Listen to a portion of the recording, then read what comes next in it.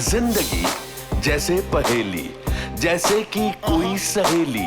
जिंदगी जैसे कहानी, थोड़ी नई थोड़ी पुरानी। कभी चाबुक, कभी चॉकलेट, कभी रौनक, कभी धक्कम पेल। ये भी हो सकता है, वो भी हो सकता है, बट ऑलवेज रिमेंबर, लाइफ में कुछ भी हो सकता है।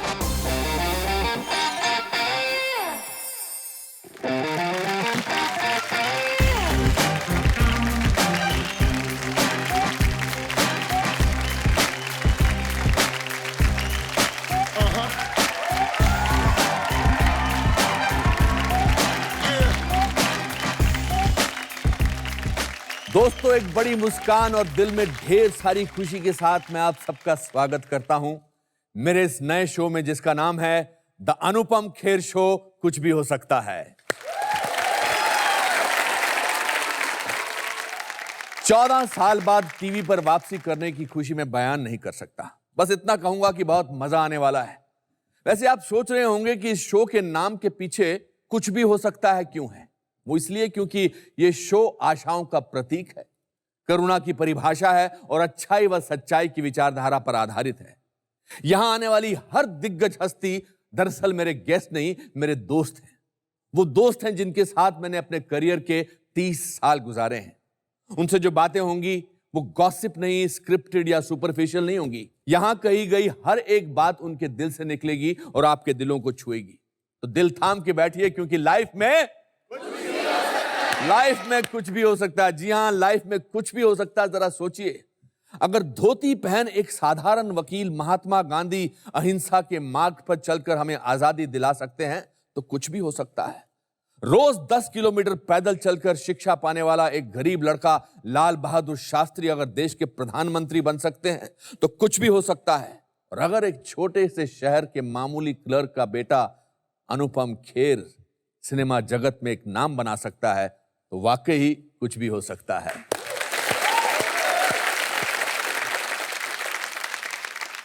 दोस्तों, हम सपनों की दुनिया में जीते हैं। हर कोई आशा करता है कि उसका जीवन सफल हो और वो उन ऊंचाइयों को छुए जिसकी वो कल्पना करता है। और मैं कुछ अलग नहीं हूं। मेरा सपना था कि मैं एक अभिनेता बनूं और उस सपने की शुरुआत इसी रंगमंच से हुई। इसीलिए आज इस शो के द्वारा मैं रंगमंच की कलाभूमि को श्रद्धांजलि अर्पित करता हूं।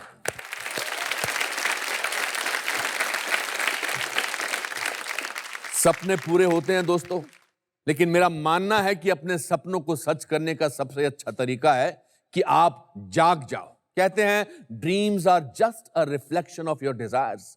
मतलब सपने आपकी इच्छाओं का एक अक्स है, लेकिन आंख खुलते ही आपके सामने वो शक्ति आ जाती है कि आप अपनी इच्छाओं को पूरा कर सकें।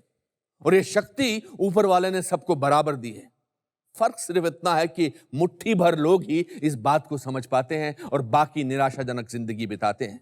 पर ऐसा क्यों है? क्योंकि लोगों का लाइफ में नजरिया बहुत निराशावादी यानी पेसिमिस्टिक हो गया है। धीरे धीरे हमें अच्छाइयां दिखने बंद हो जाती हैं। हम हर चीज में बुराई ढूंढते हैं। एक खूबसूरत सफेद दीवार पर अगर कोने में काला दाग हो तो हमें वो दाग दिखेगा, सफेद रंग नहीं।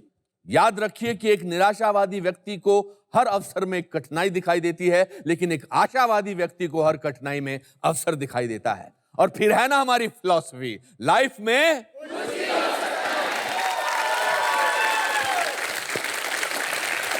दोस्तों, आज जो हस्ती यहां आई है वो एक मिसाल है कामयाबी की। उनकी उपलब्धियां देश विदेश में सबके लिए एक अनमोल प्रेरणा है। अपने हर सपने को सच कर दिखाया है इस भाग्यशाली व्यक्ति ने। मेहनत, लगन, दृढ़ता, करुणा और विश्वास जैसी विशेषताएं जितनी इस शख्स में है, शायद ही किसी में है। आशावादी व्यक्तित्व की संपूर्ण परिभाषा, हिंदी फिल्मों का बेताज बादशाह। Please welcome king Khan Shahrukh Khan.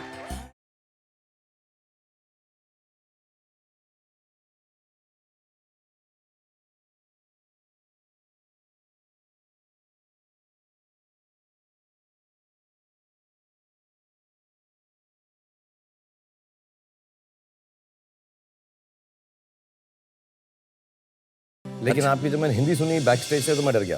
क्यों? क्यों? व्यक्तित्व, अस्तित्व एंड परिवर्तन। अरे सब संपूर्ण भाषा में आप बात कर लेते हो। संपूर्ण भाषा में, ओके। अच्छा ऐसी कोई बात तो है नहीं जो मैं आपके बारे में जानता नहीं बहुत सारी बातें हैं शायद। मेरे पास भी 2-4 बातें ऐसी हैं जो मैं बताना नहीं चाहूंगा, जो आपके बारे में मैं जानता हूं, तो be careful what you ask. हम लोगों ने बहुत, एक्चुअली मेरे सबसे ज़्यादा को एक्टर रहे हैं वो अनुपम ही रहे हैं। एक्चुअली मैं काउंट कर रहा था। और कभी भी विलन का रोल आपने मेरे साथ नहीं किया। नहीं, मैं आपके साथ, मेरे विलन के जज्बात जागते ही नहीं जागते ही नहीं। तो ये मेरे हमेशा बाप रहे हैं। और मैं आज सोच रहा था कि ऐसा क्यों है कि जो फिल्मों में सबसे ज्यादा मेरे बाप का रोल प्ले किया है वो इंडिया के सबसे बड़े विलन थे। तो ऐसा क्या सोच के लोगों ने बार बार मेरे को आपको मेरा बाप बनाया है? बिकॉज आप मेरे अंदर प्यार की भावना जगाते हैं और मैं आपके अंदर आदर की भावना जगाता हूं। हो thank you very much daddy. Cool cool cool. Absolutely, मेरा बेटा फूल फूल फूल। मैं आपसे पूछना चाहता हूं शाहरुख, एक तो आप मत करो, मुझे तुम ही करो। मैं आपसे ही बात कर सकता। अच्छा चलो ठीक। आप बोल के आप अपने मन में तुम समझ लेना। ओके, मैं समझ लिया। मैं आप किसी अब्दुल रहमान नाम के इंसान को जानते हैं? मैं जानता किसी को नहीं हूँ, लेकिन मेरी जो नानी थी, हम उन्हें पिशी बोलते थे, और उन्होंने मेरा नाम बचपन में अब्दुल रहमान रखा था। आपको इस मेरे सवाल से हैरानी हुई? हाँ, मुझे काफी हैरानी हुई क्योंकि बहुत कम लोग। असली नाम आपकी नानी ने अब्दुल रहमान रखा था। हाँ, मतलब कहीं रजिस्टर नहीं हुआ, लेकिन वो चाहती थी कि मेरा नाम अब्दुल रहमान रहे। और तो मुझे अजीब सा लगा। अभी आप सोचो, Baazigar starring Abdul Rahman in and as, कोई जमता नहीं कुछ। Shahrukh Khan in and as Baazigar better sound करता है। अच्छा, बिल्कुल बिल्कुल। शाहरुख खान किसने रखा था फिर आपका नाम? चेंज कैसे हुआ? मेरे फादर ने रखा, मेरे पिताजी ने। उन्होंने मेरी बहन का नाम लाला रुख, जो बहुत बड़ी पोयम पे बेस्ड है। एब्सोल्युटली। और उनके पास एक घोड़ी थी, उसका नाम भी लाला रुख था। वो घोड़े कलेक्ट करते थे तब।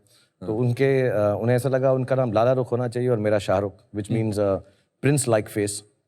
तो मैं मजाक से बोलता हूँ प्रिंस चार्ल्स लाइक फेस, क्योंकि नाक मेरी बड़ी है। नहीं, आपका चेहरा तो राजकुमार जैसा है बिल्कुल। बट मेरी नानी ने अब्दुल रहमान रखा था। और जब मैं थोड़ा सा बड़ा हुआ तो मेरी जो कजन्स हैं वो छेड़ते भी थे, गाना गाते थे कि जब तेरी शादी होगी तो हम ये गाना गाएंगे, अब्दुल रहमान की मैं अब्दुल रहमनिया। कोई पुराना गाना था। So I am glad, but having said that, जितने भी लोगों का नाम अब्दुल रहमान है, बहुत अच्छा नाम है। और वो अपना नाम शाहरुख खान रख ले। नहीं, तो उनकी लाइफ में कुछ भी हो सकता है। नहीं, ऐसा नहीं है। शाहरुख खान एक ही रहने दो तो बेहतर है यार। एक ही है? हाँ, ऐसे रखते हैं, एक ही रखते हैं। अनुपम खेर भी एक ही है बस। There is no other one called Anupam Kher and Shahrukh Khan, बस। एब्सोल्युटली। अच्छा, मुझे ये बताओ कि आप आर्मी ज्वाइन करना चाहते थे, और ये तो हर छोटे बच्चे का ख्याल होता है कि मैं आर्मी ज्वाइन करूं, ऐसा था या जज्बा था पूरा? नहीं, मुझे बहुत दिल था। और एक्चुअली मैं एक आर्मी स्कूल के अंदर मैंने एडमिशन भी ले लिया था। और मुझे स्पोर्ट्स का बहुत शौक था, specially hockey, field hockey, football, cricket, athletics. तो ऐसा लगता था कि जो आर्मी ऑफिसर्स हैं वहाँ पे अपॉर्चुनिटी ज़्यादा मिलती है, आर्मी स्कूल्स में अपॉर्चुनिटी ज़्यादा मिलती है खेलने की। तो मैंने उसमें एक माउंट आबू में था स्कूल और एक कोलकाता के पास। तो आई थिंक मैंने एडमिशन भी लिया था, लेकिन फिर वो ऐसा उन्होंने बोला कि बाल काटने पड़ेंगे बहुत। तो मैं छोटे बालों से बहुत, आपको ये तकलीफ नहीं है मुझे। आपका मतलब क्या है? नहीं, आपका मतलब क्या? आपने अपनी चॉइस, बालों का रीजन दिया आर्मी ना ज्वाइन करने के लिए? नहीं, ऐसा नहीं बोलूंगा, लोग उसको कंट्रोवर्सी बना देंगे। कोई कंट्रोवर्सी नहीं है, ये तो दिल का शो है। आई थिंक माय मदर, उन्होंने भेज दिया। उसके बाद उनको ऐसा लगा कि मैं एक ही पहला ही लड़का हूँ पूरी फैमिली में इंडिया में, बाकी सब लड़कियां थी।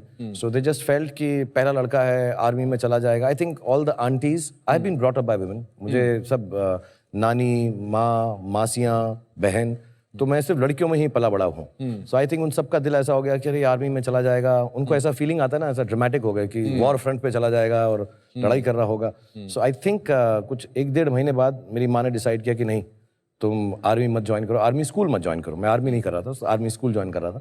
और यहीं दिल्ली में रहा हमारे पास। और मेरी टिल द एज ऑफ 5 साल की उम्र तक या 6 साल की उम्र तक, क्योंकि हमारी माँ की फैमिली में कोई लड़का नहीं था, तो मुझे मेरी नानी ने अडॉप्ट कर लिया था। तभी नाम अब्दुल रहमान रखा था। तो मेरी माँ को तब ऐसा बड़ा दिल था, उन्होंने कहा हाँ हम और कर लेंगे, ये रख लो।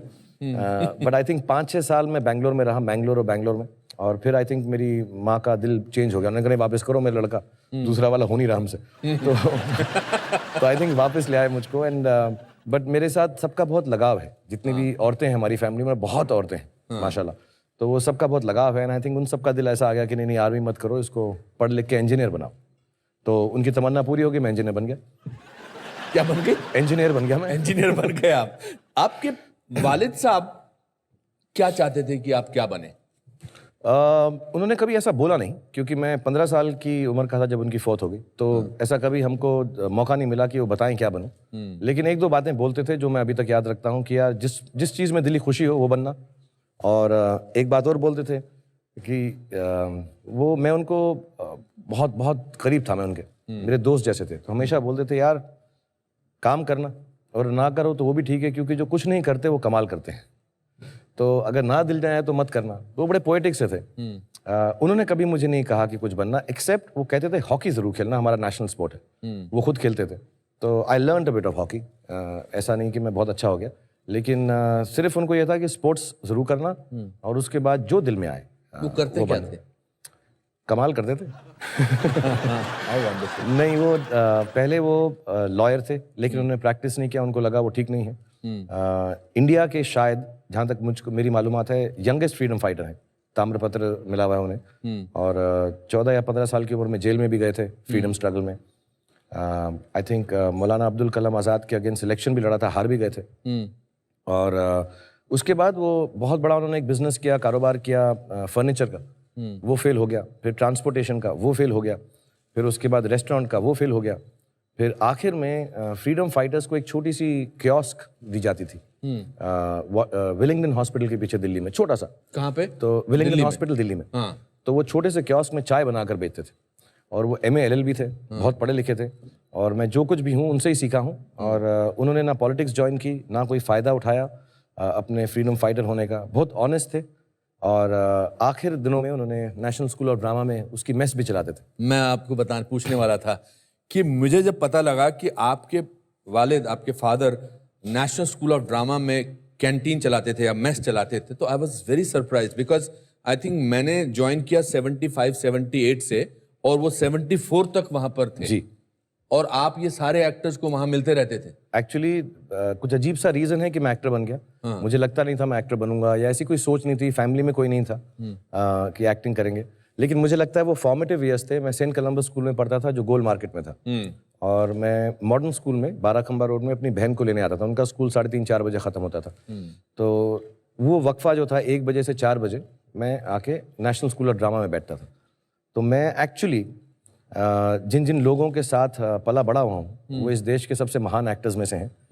रोहिणी हट्टंगडी जी, राजेश विवेक साहब, सुरेखा सीकरी जी, राज बब्बर साहब, अजीत वच्छानी जी, रघुवीर Yadav. My God, these are all names of my seniors. या और मैं इन सबके साथ मुझे बहुत प्यार करते थे। मैं अभी अजीब लगता है कहते हुए, बट राज बब्बर साहब को बब्बर अंकल कहता था। हाँ। तो उन सबके साथ मैं बड़ा हुआ, और अलकाजी साहब उस वक्त डायरेक्टर थे, हमारे गुरु जी। सूरज का 7वां घोड़ा, उनकी गोद में बैठ के मैं देखता था, और वो मुझे बताते रहते थे कि तो आप एक्टर कैसे नहीं बनते? आप क्या बोलते हैं कि मैं इंजीनियर बनना चाहता था, मैं आर्मी में जाना चाहता था? लेकिन वही पुराना किला में जाके हम बैठ के देखते रहते थे, अलकाजी साहब साथ में बिठाते थे और कहते थे देखो, और उसमें अंडर स्टडीज होती थी, कभी अजीत वच्छानी साहब, कभी बब्बर साहब, डबल कास्टिंग होती थी। तो मुझे अभी भी याद है सारे डायलॉग्स। रजिया सुल्तान के एक सुल्ताना का एक डायलॉग था, ये दुरुस्त है कि मैं गुलाम हूँ मिट्टी सा सिया, जिसे कदमों के नीचे रौंद दिया गया हो, लेकिन हमें ये एक सा रुतबा देता है, खुदा की नज़र में हम एक हैं, खुदा हमें खून और रंग से नहीं अमल से परखता है। वाह। आई थिंक मनोहर सिंह जी, सारे मैंने सब बड़े बड़े एक्टर्स को देखा है, उनको रिहर्सल करते हुए तुगलक भी देखा होगा। मैं तुगलक भी देखा है, और सारे के सारे एंगर, ये सारे प्लेस मैंने, तुगलक, सूरज का 7वां घोड़ा, मैं सब वहीं रहता था, उनके साथ रिहर्सल करते थे, ताश खेलते थे, ब्लफ सिखाया था हमको राज बब्बर साहब ने, ताश की गेम। सो मेरी जो अपब्रिंगिंग है, आई थिंक वहाँ कहीं ना कहीं मुझे ऐसा लगने लगा कि मैं भी कुछ एक्टिंग कर लूंगा। ऐसा दिल में तो नहीं आया था, लेकिन आई थिंक वो एटमॉस्फेयर इतना खूबसूरत था, मुझे बहुत अच्छा लगा। आपने क्यों एक जगह बोला है कि my father is the most successful failure? क्योंकि मेरे जो फादर थे बहुत ही विनम्र और बहुत ही intelligent, soft spoken gentleman with a great sense of humour. और क्योंकि बहुत अर्ली उम्र में मुझसे उनका साथ छूट गया, 15 साल की उम्र में। तो आपका लास्ट विजुअल अपने पापा का क्या है? लास्ट विजुअल बहुत सैड सा है। आई रिमेंबर उन्हें कैंसर था, तो वो ठीक हो गए ऐसा कहा गया, तो हम उन्हें घर पे लेकर आए, तो उन्होंने वनीला आइसक्रीम मांगी थी, And that was the first time he ate after 8 months of suffering from cancer, ये throat cancer. And तो vanilla ice cream खाई उन्होंने और हमें लगा कि अब तो ठीक हो गए, अब तो खाना पीने लग गए. And that was at about 11 or 12 in the night. And 4 o'clock What in the date morning. was this? This is on 18th October. या 19th October. And then 18 रात थी और फिर उसके बाद I went to sleep and my mother, I think, मुझे मालूम नहीं पड़ा, my mother woke me up and she said, Papa is in the hospital. वो वापस ले गए उनको. और जब तक हम पहुँचे 3-4 बज गए थे. एंड मेरा लास्ट विजुअल ये है, उनके पैर मैंने देखे और वो बहुत ठंडे थे जब मैंने उसे हाथ लगाया. And he had passed away. और that's the last visual. Then I didn't see his face. मैंने उनका चेहरा नहीं देखा क्योंकि मुझे बहुत दुख हुआ. और बट मेरी उनसे आखिरी मुलाकात यही है कि वनीला आइसक्रीम खा रहे थे. उसके बाद मैंने उनको नहीं देखा. Sorry to revive these memories, but just उसके कितने दिनों बाद आपके मम्मी का देहांत हुआ? He expired in 81. Mother expired, उनका देहांत हुआ 1991 में, 10 साल बाद. तो हम लोग उनकी ही डेथ से जूझ रहे थे अभी, क्योंकि सडनली वो चले गए और हमारी बहन की जो थोड़ी तबीयत ख़राब हो गई, उनको सदमा पहुंचा. और अकेली औरत थी तो फिर काम वाम पढ़ाना, और वो चाहती थी कि हम बहुत पढ़े लिखें. मेरे फादर भी ये चाहते थे, मदर भी. तो मुझे उनकी फौत के बाद मालूम पड़ा कि उन्होंने कितने लोगों से कर्जे लिए, कितनी मेहनत की, कि मैं और मेरी बहन जो है, मेरी बहन भी MLLB है, मैं खुद मास्टर्स हूँ. मैंने डिग्री नहीं ख़त्म की लेकिन मैस कम्युनिकेशन से. लेकिन उन्होंने कहा कि तुम पढ़ना ज़रूर. और मुझे अभी भी याद है, उस ज़माने में फ़ीस देने में तकलीफ़ होती थी, लेकिन वो बेचारी कहीं ना कहीं से जुगाड़ करके, मेहनत करके, आई थिंक वो काम करती रहीं. तो वो 4-5 साल तो उसी सदमे में निकल गए कि फ़ादर की डेथ हो गई. और जब तक हम उससे बाहर निकलने वाले थे, हमारी जो माँ थी बिल्कुल हेल्दी थी, बट सडनली एक दिन रात को उनको ऐसा कुछ दर्द हुआ पैर में, और गए, उन्होंने कहा डायबिटीज़ है, और देखते देखते 1.5 महीने में उनकी भी डेथ हो गई. शाहरुख खान, आप पार्किंग लॉट में प्रे कर रहे थे और आप वापस नहीं जा रहे थे अपनी मम्मी को मिलने, क्योंकि आपको लगता था कि अगर मैं प्रे करता रहूँगा तो my mother will not pass away. या बत्रा हॉस्पिटल है दिल्ली में. हाँ. और उसके ICU में थी. उस ज़माने में ICU में अंदर नहीं जाने देते थे, अब तो सबको जाने देते हैं. तो मुझे किसी ने कहा कि तुम दुआ करते रहो, और जब तक दुआ जारी रहती है तब तक अल्लाह मियाँ जो हैं सुनते रहते हैं, सुनने में तो मसरूफ़ रहते हैं कि कुछ एक्शन नहीं लेते. तो मेरी एक ही दुआ है, मुझे एक ही आती है, मैं सबको सिखाता भी हूँ. और स्पोर्ट्स की दुआ है, नस्रुन मिनल्लाहि व फतहुन करीब, कि खुदा मुझे शक्ति दो कि मैं जीत सकूँ. हर दोबारा बोलना एक बार, क्या? नस्रुन मिनल्लाहि व फतहुन करीब. ओके. कि अल्लाह मियाँ मुझे आप ताकत दें कि मैं हर सिचुएशन में जीत सकूं, उसे फेस कर सकूं. सो मुझे बोला गया कि उसको 100 बार पढ़ें और अच्छा होगा. तो मैंने कहा मैं कुछ ज़्यादा ही कर देता हूँ, वैसे ही ओवर एक्टिंग करता हूँ, अगर ज़्यादा कर देता हूँ, एक्स्ट्रा चांस क्यों लूँ. तो I kept on praying and I remember the doctor came down and he said आप अलाउड हैं ICU में. जिसका मतलब यही था, तभी अलाउ करते हैं जब आई थिंक लास्ट घड़ी आ जाती है. और तो I didn't want to go. मैंने कहा मैं नहीं जाऊंगा, दुआ करता रहूंगा तो शायद वो ठीक हो जाएंगी. लेकिन फिर मैं चला गया, क्योंकि माय सिस्टर एवरीवन सेड कि जाना ज़रूरी है. मैं चला गया. और मेरा एक यकीन है कि इंसान तब दुनिया छोड़ता है जब वो सेटिस्फाइड होता है. In the moment of accident, जो भी मौके से आदमी जाता है, क्योंकि अगर ऐसा ना हो तो माँ बाप अपने बच्चों को छोड़कर नहीं जाएंगे. क्योंकि मुझसे आज अगर कोई बोले कि अपने बच्चों को छोड़ के जाओ, तो मैं नहीं यार, ऐसा हो ही नहीं सकता. अनलेस मैं बिल्कुल सेटिस्फाइड हूँ कि वो ठीक हो जाएंगे, सब उनका ध्यान रखा जाएगा. तो मुझे ऐसा लगता है, मेरी एक थ्योरी है कि इंसान इस दुनिया को तभी छोड़ता है जब वो एकदम सेटिस्फाइड हो, खुश हो. ये हाँ अभी ठीक है, मैं जा सकता हूँ, बाकी सब संभल जाएगा. सो जब मेरी मदर ICU में थी तो मैं उनके पास बैठ गया और मैंने एक बड़ी गलत बात की कि मैं उनको दुख पहुँचाता रहा. दुख पहुँचाते थे? मैं कहता रहा उनको. मैंने कहा अगर मैं इनको सेटिस्फाई नहीं होने दूंगा तो शायद ये जाएंगी नहीं. तो मैं उनके पास बैठ के ऐसी बातें करता रहा कि देखो अगर आप चले जाएंगी तो मैं अपनी बहन का ख्याल नहीं रखूँगा, मैं पढ़ूंगा नहीं, मैं काम नहीं करूँगा, ऐसी स्टूपिड बातें करता रहा. तो मैं ऐसी छोटी छोटी बातें करता रहा उनको कि उनको तकलीफ पहुँचे कि यार अभी मैं सेटिस्फाइड नहीं हो सकती, मैं जाऊँगी नहीं, तो मैं जाऊँगी नहीं. और वो मॉनिटर होता है, वो पू पू पू पू पू पू करता रहता है ऐसा करके. And I think they don't declare you dead till your heart stops and your brain stops. तो वो कभी कभी ऐसा 250 पे जाता था, फिर 5 पे आ जाता था, 250 पे जाता था. जब 250 पे जाता लगता कि यार डिससेटिस्फाई हो गई. बट आई थिंक ये सब बिलीफ होते हैं बचपने के. उनको जाना ही था और शायद वो सेटिस्फाइड थी कि मैं अपनी बहन का भी ख्याल रखूंगा, ज़िंदगी में ठीक ठाक कर लूँगा.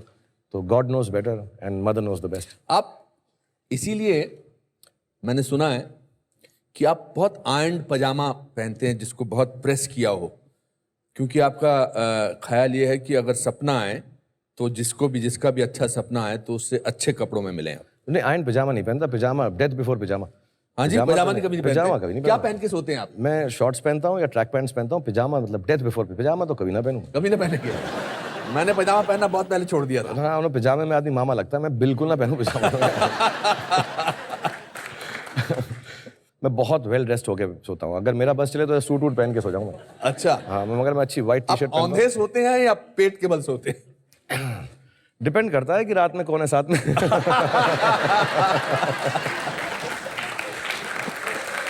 और जब तन्हा होते हैं तो कैसे सोते हैं? आई थिंक मेरे को कभी देखा नहीं अपने आप को सोते हुए, लेकिन मुझे ऐसा लगता है मैं उल्टा ही सोता हूँ. अच्छा. हाँ, उल्टा सोता हूँ मैं. शुरू सीधा होता हूँ. आमतौर पे कहा जाता है कि जो बादशाह होता है, जो राजा होता है, जो किंग होता है, वो सोते हुए बहुत अकेला महसूस करता है. Do you feel like that?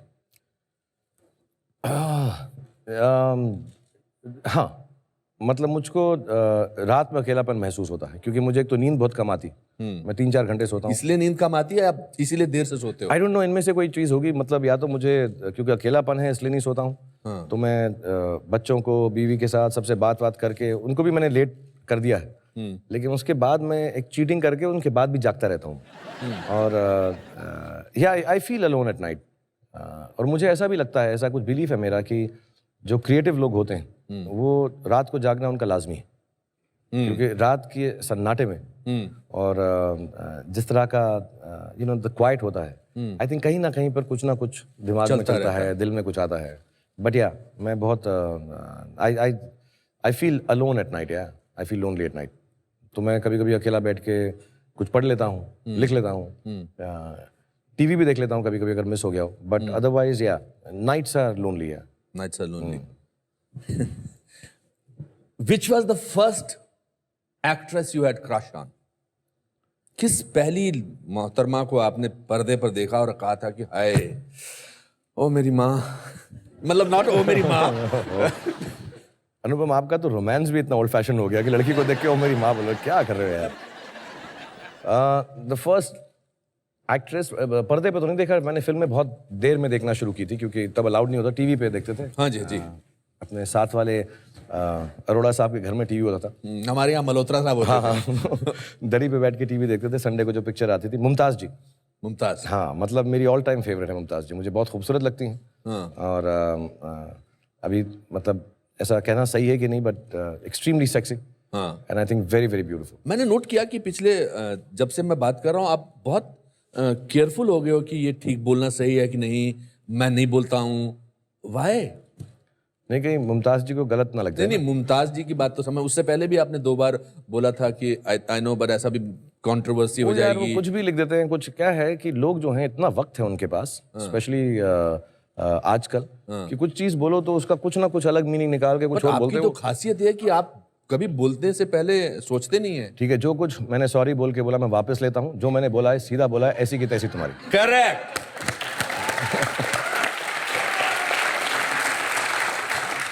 And आपके पसंदीदा एक्टर कौन थे? मुझे बलराज साहनी साहब बहुत अच्छे लगते थे. हालांकि बलराज साहनी साहब ने कोई गाना नहीं गाया है नाच के, एक्सेप्ट वो ओ मेरी ज़ोहरा, एक्सेप्ट यश जी वाला वक्त. वो मुझे बहुत अच्छे लगते. वो कुछ प्लेजेंट था उनमें. और अब मुझे और भी अच्छे लगने लगे जब मैं पीछे देखता हूँ. मेरे मम्मी डैडी के फेवरेट दिलीप साहब थे, तो उनकी वजह से वो बहुत अच्छे लगते थे.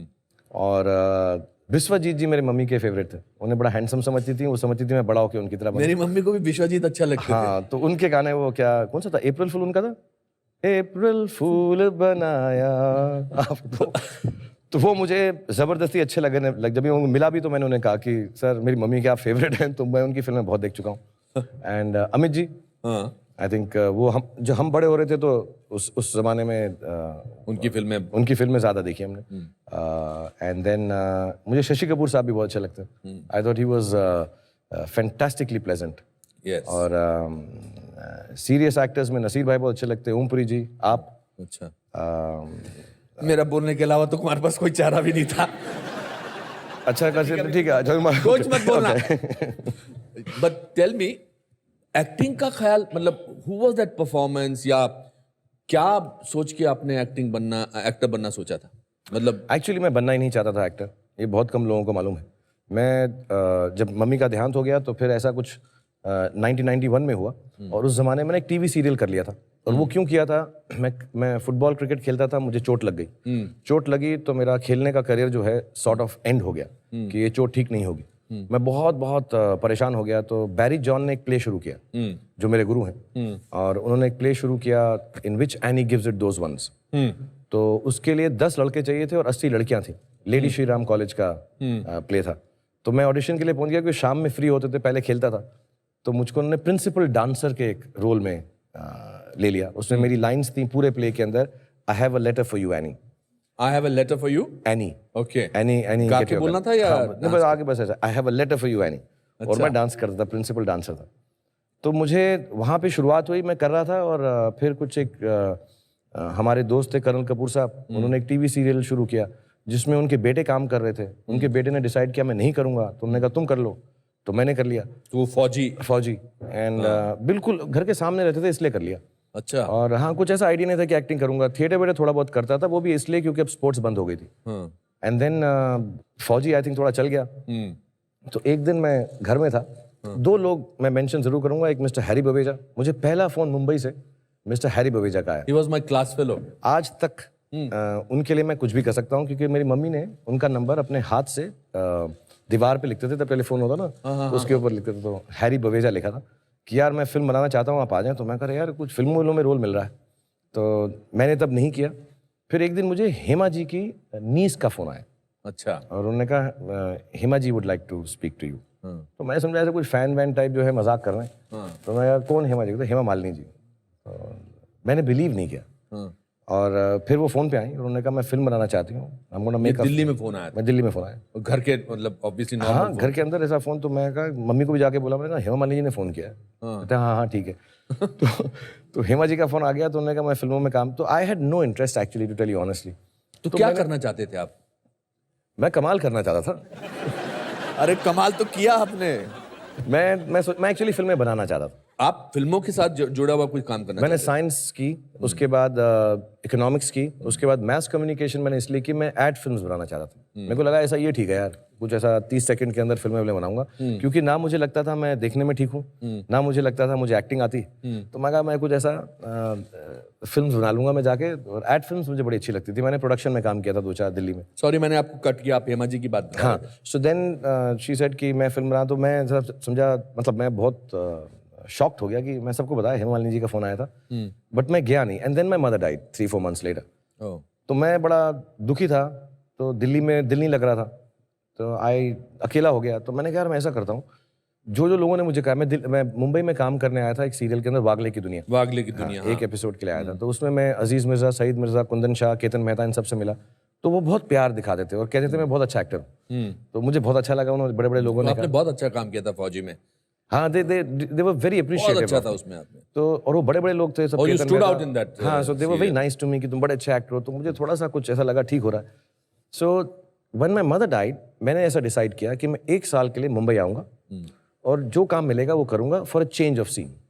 सो व्हेन आई केम हियर, मैं एक दिन रात को बैठ के लकी बिरयानी खा रहा था कहीं बांद्रा में। तो वहाँ एक विवेक वासवानी करके एक प्रोड्यूसर है, वो आए। उन्होंने कहा तुम फिल्मों में काम करोगे? ऐसे नहीं, मैं ठीक ठाक हूँ, मैं टीवी पे काम कर रहा हूँ। उस वक्त मैंने सर्कस शुरू किया। तो मैं कहा मैं ठीक ठाक हूँ। उन्होंने कहा नहीं, मिस्टर GP उनकी फिल्म है। और तो मैं कहा ठीक है, ऐसे बात कर रहे हैं। फिर मैं चला गया। सुबह वो आ गए घर में, और मैं ऑफिस में रहता था अजीज और सईद मिर्जा के। तो उन्होंने मुझे बुलाया, कहा चलो, and he took me to GP साहब। एंड आई रिमेंबर GP साहब ने मुझको देख के बोला, he will be a hero, his hair is like a bear. अच्छा। मेरे बाल ऐसे कैसे करो? तो मैं उसको देख, यार ऐसा क्या यार, तुम ले आए हो यहाँ पर? तो कह रहे हैं hair is like a bear. अच्छा, GP साहब, Sholay and everything. So and then one thing led to another. मैंने एक दिन में 5 फिल्में साइन की। मैं हेमा जी के पास वापस गया तो उन्होंने मुझे I will cast you because your nose is very aristocratic. Very good. तो उन्होंने मुझे नाक के लिए कास्ट कर लिया। वो समझिए मैं बड़ा सीरियस एक्टर हूँ। राजीव मेहरा साहब की एक फिल्म में और कोई हीरो थे शायद, वो नहीं कर सके तो उन्होंने मुझे ले लिया उस दिन। राकेश रोशन जी किंग अंकल बना रहे थे अमित जी के साथ उस वक्त। राइट। तो उन्होंने मुझे बोला, मेरे बीवी और बच्चों ने बोला है कि मैंने तुझे अगर कास्ट नहीं किया तो ये फिल्म नहीं बन सकती, तो तुम कर लो। तो मैंने कर ली। तो एक ही दिन में मैंने 5 फिल्में साइन की। दीवाना फिल्म जो थी वो हेमा जी के ही कुछ रिलेशन में थे, गुड्डू धनवा साहब, तो उन्होंने ऑफर की, और जीबीसीबी साहब ने राजू बन गया। तो मैं एक दिन में 5 फिल्में साइन की। मैंने कहा 1 साल काम करूंगा और फिर मैं चला जाऊंगा। मेरे दोस्त जो थिएटर के हैं, दिव्या सेठ, दीपिका, ऋतुराज, तो उन सबको मैं यही बोल के आया था, बेनी थॉमस जो थिएटर में टैग में, बैरी जॉन, ये 1 साल में आ जाऊंगा मैं यार। तो उन लोगों ने मुझे बोला भी था, हाँ यार तू ये वाले के साथ एक्टिंग करना, उसके साथ करना, 1 ईयर बाद। सो दे आर स्टिल वेटिंग और सम ऑफ देम आर हियर। अब मुझे 25 साल हो गए और मैं वापस नहीं गया। जिस दिन आपने 5 फिल्में साइन की थी, आपको उस दिन लगा था कि लाइफ में कुछ भी हो सकता है? एक्चुअली जिस दिन मैं मुंबई में पहली बार आया और जब मैं फर्स्ट टाइम यहाँ पर आया था तो मेरे पास वापस जाने के पैसे नहीं थे। और मैं ओबरॉयज होटल है जो, तो वहाँ पे था, ना पैसे थे ना कपड़े धुले हुए थे, और मुझे वापस जाना था मुंबई, बहुत साल पहले की बात, दिल्ली। तो मैं वहाँ खड़ा होकर मैंने ऐसा बोला था कि यार ये सिटी ने मुझे बहुत परेशान कर दिया है, एकदम सड़क पे ले आया। मैं सड़क पे सोता था। तो मैं कहा यार मैं एक दिन आऊंगा और इस सिटी को ओन करूंगा जी। बचपने की बेवकूफ़ी समझिए इसको। मैं प्राइड से नहीं बोल रहा, एरोगेंस से नहीं बोल रहा, of the coming events. But मैंने ऐसे गुस्से से बोला था वहाँ खड़ो के, यार एकदम मैं कौन था आसपास? नहीं, मैं अकेला ही था, सब लोग के सामने नहीं बोलता, ऐसी बात है, बेइज्जती हो जाती है। वो मैं कहा मैं मन में बोला था या जोर से वहाँ पे खड़ा होकर ऐसा रोज आ रहा था। मैं कहा यार मैं ये सिटी ओन करूंगा। एंड फर्स्ट टाइम जब मैं यहाँ पर हेमा जी के साथ कॉन्वेंट विला में पहला शॉट दे रहा था, और हेमा जी ने मुझे एक्टिंग करके दिखाई और कहा कि what you doing, do like this. Hema ji ने ऐसा कुछ मुझे कि जब मैं चांद को देखता हूँ तो ऐसा होता है, ऐसा करके बड़ा खूबसूरत सा, मैं उनको ऐसा देखता रहा ऐसा करके। She'll do like that? I said no, only you can do like that. And you're beautiful, I'm not so beautiful, can I do it differently? She said, you do how you want, come on. And when I was standing there, तब मुझे ऐसा लगा कि जिंदगी में कुछ भी हो सकता है, और आपको कभी ऐसा भी लगे कि कुछ नहीं होने वाला, तब भी कुछ भी हो सकता है। और इस दौरान गौरी आपकी लाइफ में आ चुकी थी? जी हाँ, मैं यहाँ पर तभी आया, मतलब आने के 3 महीने बाद मैंने शादी कर ली गौरी से। Gauri came into your life, तो पैरेलल ट्रैक पर आपकी लाइफ चल रही थी। यहाँ काम नहीं मिल रहा था, मतलब जद्दोजहद चल रही थी, और यहाँ मोहब्बत चल रही थी। आई मेट गौरी जब वो 14 साल की थी और मैं 18 साल का था। आप 18 साल के थे? मैं 18 साल का था। मैं दिल्ली में पार्टीज हुआ करती थी जहाँ पर उस ज़माने में ऐसा हुआ करता था कि लड़के एक साइड पे बैठते थे, लड़कियाँ एक साइड पे, फिर उसके बाद उठकर जाना पड़ता था, may I have the next dance with you. तो मुझ में आज तक और उस वक्त भी I have never been able to, आप जानते हैं मुझे सालों से, मैं कभी भी किसी लड़की से बात नहीं कर सका हूँ। मैं पर्सनल लाइफ में बहुत शाय हूँ, तो आज तक मैंने किसी लड़की से बात नहीं की ना। मुझको ऐसा लगता था मैं किसी लड़की से आके कहूँगा कि यार may I have this dance with you, कहेगी नो, तो मैं वहीं पर पिघल कर ढेर होके मतलब ऐसा वैसे बहुत कम होगा। नहीं मैं आप में से कोई मना करेगा अगर ये कहेंगे कि I want to have a dance with you? ऐसा I have never been able to ask a girl anything in my life. But you are shy. I'm very shy. इतनी हैरानी की बात है, मैं आपको इतने सालों से जानता हूँ, आप शाय हैं। हाँ, मैं बहुत शाय हूँ। और आप रोमांस के बादशाह हैं। मुझे ऐसा लगता है जो शाय होते हैं वही रोमांटिक होते हैं, जो थोड़े से आउटगोइंग होते हैं वो ऐसे, मैं समझ गया। हाँ वो जमता नहीं, मतलब पता मैं नहीं किसकी तरफ इशारा है। अपनी शाइनेस की भड़ास जो है रोमांटिक रोल करके निकालता हूँ, सिनेमा में निकालता हूँ। तो मैं कभी भी किसी लड़की से बात नहीं कर सका। मैं सेग्रीगेट स्कूल से हूँ, सेंट कोलंबस से, वहाँ लड़कियाँ नहीं थी। मैंने आज तक किसी लड़की से, मतलब 18 साल की उम्र तक ना किसी से बात की थी। कॉलोनी में होंगी जो लड़कियाँ, 1-2 किसी को जानते होंगे, मोहल्ले में बड़े हुए होंगे जिनके साथ। पर आप कॉलोनी वगैरह में हीरो वगैरह की तरह चलते थे? बिल्कुल नहीं था मैं, बिल्कुल नहीं था। ऐसा कुछ नहीं था? कुछ भी नहीं था। मैं मेल गड्ढा मुझे बुलाया करते थे। क्या बोलते थे? मेल गड्ढा। मेल गड्ढा बहुत तेज भागता था। हाँ। तो उसके लिए मुझे दिल्ली में ऐसे छेड़े रखी जाती हैं, छेड़े बोलते हैं। हाँ, छेड़े ओ मेले ओ, तो मेला करके बुलाते थे मुझको। बट बाकी दूसरे जो मेरे दोस्त थे, कालू, पिन्नी, बिट्टू, गिट्ठी, ऐसे हमारे घर के पास एक फैमिली थी, उनका नाम था, चारों बच्चों का नाम था मिड तोला पापा ते चीना वहीं से मुझे आइडिया आया था वो जो हमने दुल्हनिया कहाँ आना कोकी ओबो ओलुलु पापा हैं? वो करके दिखाएंगे बाद में थोड़ी देर बाद after this. हाँ। But yeah, sir, I never asked a girl for a dance. हम जाते थे ऐसा white shirt, blue jeans पहन के कुछ and तो मेरे दोस्त के साथ एक बार वो डांस कर रही थी कोई लड़की, तो मेरे दोस्त को मैंने बोला यार मैं इनके साथ डांस कर सकता हूँ, तुम पूछ लो। अशोक वासन है, वो सिंगापुर में है अभी। तो मेरे 3 दोस्त हैं जो बहुत करीब हैं, विवेक, अशोक और रमन। तो अशोक ने कहा हाँ हाँ, तो उसने ऐसा बोल दिया होगा उसको कि इसके साथ डांस कर लोगी, तो उसने कहा हाँ, तो मैंने डांस कर लिया। तो उन्होंने डांस किया, मैंने उनसे नाम पूछा और वो बहुत अच्छी थी। मैंने उनसे पूछा आपका टेलीफोन नंबर देंगी, क्योंकि मुझे और चीज़ें आती नहीं थी पूछना। तो उन्होंने कहा हाँ दे दूँगी। और वो पहली लड़की थी जिनसे मैंने डांस किया या उनसे नाम पूछा या टेलीफोन नंबर पूछा। मगर यही ठीक है यार, एहू कुड़ी लेनी है, इसने नई बोला है, इसी को सेट कर लो। और then after 2-3 years I asked her will you marry me. और मुझे याद है मैं फिएट थी मेरे पास एक छोटी सी टूटी फूटी सी, तो मैंने उनको गाड़ी से उतारा एक बार, पंचशील में रहती थी ऐसा, तो मैंने कहा विल यू मैरी मी और करके मैं चला गया, सुना भी नहीं मैंने येस और नो। तो उन्होंने हाँ ही कहा होगा क्योंकि कर ली शादी बाद में उन्होंने। बट या she is the first girl I knew. And जब मैं एक्टर बनने गया शायद उनको अच्छा नहीं लगा, क्योंकि एक्टर्स की रेपुटेशन ऐसी होती है। और हमारी जो है इंटर रिलीजन मैरिज है, और हिंदू पंजाबी हैं, मैं पठान मुस्लिम हूँ, और एक्टर बनना चाह रहा था। एंड आपको मालूम है my hair was like a bear. तो अगर आज मेरे सामने कोई सुहाना के पास लड़का आए जो मेरे जैसा है, apart from the religion part जो मैं कंसिडर नहीं करूंगा, लेकिन बाल अगर उसके ऐसे हो और एक्टर बन रहा हो और माँ बाप उसके जिंदा ना हो, तो मैं भी ना कह देता। तो उन्होंने भी ना कहा। बट आई थिंक कुछ होते होते चलते बनते इधर उधर होके एक दिन उन्होंने कहा कि तुम मेरे मामा और मामी से बात कर लो, वो ठीक ठाक है। मुझे याद है उनके जो भाई थे विक्रांत, जो बहुत प्यारे हैं, पंजाबी टाइप गुंडे थे वो। उस जमाने में दिल्ली में सभी गुंडे होते हैं। सो उन्होंने मुझे बोला था भाई साले यार तू देख ले एक बात यार, तू मेरी बहन के साथ कोई हैंकी पैंकी ना करना यार। अच्छा। क्या है, मेरे जो मामा है ना उनके डोले जो है मूनलाइट में लश्कारे मारते हैं। डोले इज मसल्स, साले उनके डोले जो है ना मूनलाइट में, मुझे समझ नहीं आया कि वो रात में जाके वो डोले क्यों दिखाते हैं, बट वो अलग डोले जो है ना उनके साले मूनलाइट में लश्कारे मारते हैं। साले तलवार लेके आते हैं कच्छे में। तो मैं तलवार तो ठीक है, कच्छे में क्यों आएंगे, but there are beautiful family. And I think मैंने उनको समझाया कि मैं ठीक ठाक हूँ, और मैं आपकी बेटी का ख्याल आराम से रखूंगा। And then I became an actor. And मैंने जैसे बताया मैं जून में शूटिंग शुरू की और अक्टूबर में मैंने शादी कर ली। और एक्चुअली हेमा जी के सेट पे ही, दिल आशना के सेट के ऊपर हमारा हनीमून था। उनकी गौरी की ऐसी क्या क्वालिटी थी जो आपको इंस्टेंटली पसंद आई थी? अब ऐसे कुछ मैं मिला तो नहीं था उनसे। नहीं मतलब after you started liking her. I don't know if it is right और रॉन्ग टू से, बट फिजिकली बहुत अट्रैक्टिव थी। भाई बहुत अच्छा आंसर है, फिजिकली बहुत अट्रैक्टिव थी गौरी के लिए। पर I think that's a great.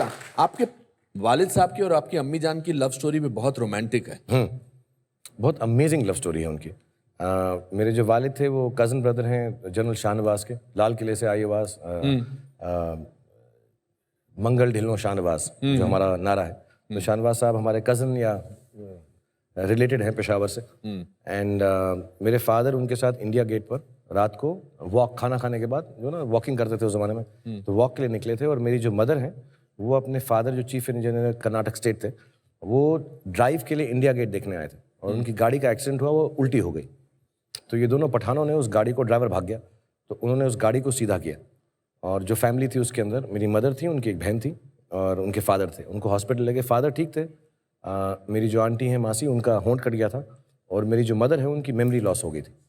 अच्छा। और उन्हें और उन्हें ब्लड चाहिए था एक्सीडेंट में। तो मेरे फादर का जो ब्लड था उनसे मिलता था ग्रुप, तो उन्होंने रात को पठान साहब ने कहा कि हम ही दे देंगे। एंड तो मेरे फादर हर रोज़ उनको जाके मिलते थे, खाना वाना देते थे, बात करते थे, और बातें चलती थी कि यार आप यहाँ की हैं, वो हैं, फलाना है। आई थिंक उसी में उनका प्यार हो गया। And he went to Bangalore, और I think my mother was to be married to someone else, engage थी वो उस वक्त। अच्छा। अभी नहीं बोलूँगा क्योंकि बहुत फेमस आदमी थे जिनके साथ वो एंगेज थी। तो माई फादर वेंट देयर, और उनके जो फादर थे मेरी मदर के, उन्होंने उनको कहा कि यार आपने इतना किया। सो माई फादर से आई लाइक टू मैरी। 4 बहनें थी वो, so I like to marry your daughter. तो उन्होंने कहा कि ठीक है यार, आपने इतना एहसान किया हम पे। मेरी जो नानी थी उनका ये न्यूज़ सुन के मिस कैरेज हो गया था। अच्छा, तो उनको भी ब्लड की जरूरत थी। उनका भी ब्लड जो था मेरे फादर से मिलता था। क्या बात है। मेरे फादर का ब्लड ही कुछ ऐसा था। हाँ, मतलब मेरे बाप का खून ही कुछ ऐसा था। हाँ, the greatest blood donor in the world. So वो वहाँ पर भी चले गए, उनको भी ब्लड देकर आ गए थे बैंगलोर में। तो he went to the family and the family was very, वो बहुत मतलब उनका they were very indebted to him. तो उन्होंने कहा कि मैं आपकी बेटी से शादी करना चाहता हूँ। तो वो समझे कि जिसकी ऑब्वियसली एंगेजमेंट नहीं है, उनकी 4 बेटियां थी। उन्होंने कहा यार हमारे पास से किसी, हाँ मतलब पहली वाली तो एंगेज थी। सो ही सेड नहीं मुझे इन्हीं से शादी करनी है। तो उन्हें वो बहुत खूबसूरत लगी। तो आई थिंक क्योंकि वो ऐसे इंडेटेड थे, उन्होंने वो एंगेजमेंट वगैरह तोड़ा के मेरे फादर से उनकी, हालांकि उनका एज डिफरेंस उस जमाने में ऐसा माना नहीं जाता, 13 साल का एज डिफरेंस है बिटवीन आपके पापा और आपकी मम्मी में। हाँ, but they agreed to it and they said कर लो यार शादी तुम। अब तुमने कमाल की लव स्टोरी है, इसको तो आपको फिल्म में बनानी चाहिए इस पर। बट मुझको क्या है, वो डर लगता है खून देने से, अदरवाइज मैं कर लूँ मैं थोड़ा। अच्छा, अपना रोल, पापा का रोल आप ही करने वाले हो? फिर मम्मी का तो नहीं करूँगा ना यार। नहीं, नेचुरली मुझे लगा कि शायद अपने बेटे को देना चाहोगे। कोई अच्छा एक्टर करे वो रोल तो बेहतर है ना यार। अरे don't be nasty to him, I am sure. What does your son want to be? मैंने भी उसे वही कहा है जो मेरे बाप ने कहा था, जो कुछ नहीं करते वो कमाल करते, जो तुम्हारे दिल में आए। आपने किसी फिल्म में इस्तेमाल की है ये, जो कुछ ये नहीं लाइन करते मैंने वो आज कमाल तक नहीं करते हैं? इस्तेमाल की नहीं। बहुत खूबसूरत लाइन है। Beautiful line. My father used to say, हम तुम्हारी उम्र में पहाड़ों पर नंगे पैर चढ़ जाते थे, और अगर तुम चढ़ना चाहो चढ़ जाओ, नहीं चढ़ना चाहो तो कुछ मत करना, क्योंकि जो कुछ नहीं करते वो कमाल करते हैं। बहुत अच्छे। आपके फादर आपकी मदर के लिए वर्सेस शेरो शायरी बहुत करते थे। हाँ, ही यूज्ड टू, मतलब उन्होंने मुझे शायरी सिखाई भी, और वो बहुत एक्चुअली बहुत पढ़े लिखे और बहुत, जैसे मैंने बताया, विनम्र और फिलोसॉफिकल एंड ह्यूमरस। मेरा सेंस ऑफ ह्यूमर उन्हीं से है। मेरी मम्मी थोड़ी सीरियस ही थी, तो वो मुझे बहुत अच्छी अच्छी बातें उन्होंने सिखाई ज़िंदगी में ले जाके, क्योंकि हम जब बड़े हो रहे थे तो बहुत गुर्बत ज़्यादा थे, पैसा नहीं था। तो झूठ बोल के मम्मी को कि हम फिल्म दिखाने ले जा रहे हैं, वो ले जाके ऐसे चने वने खिलाते थे कमानी ऑडिटोरियम के सेंटर में, कि यहाँ बैठ जाओ यार, गाड़ियाँ देखो। So I have grown up with him, and बहुत शायरी सिखाते थे, अच्छी बातें बताते थे, एंड उनकी वजह से उन्होंने मेरा एक दीवान भी लिखा। मैं भी शायरी करने लग गया था, और बड़ी गंदी सी, बट उन्होंने कहा कि यार he always encouraged creativity. So he taught me lot of shayari. Ghalib साहब की भी सुनाते रहते थे हमेशा, जो मैं अपने बच्चों के साथ करता हूँ। I tell them poems, I tell them stories.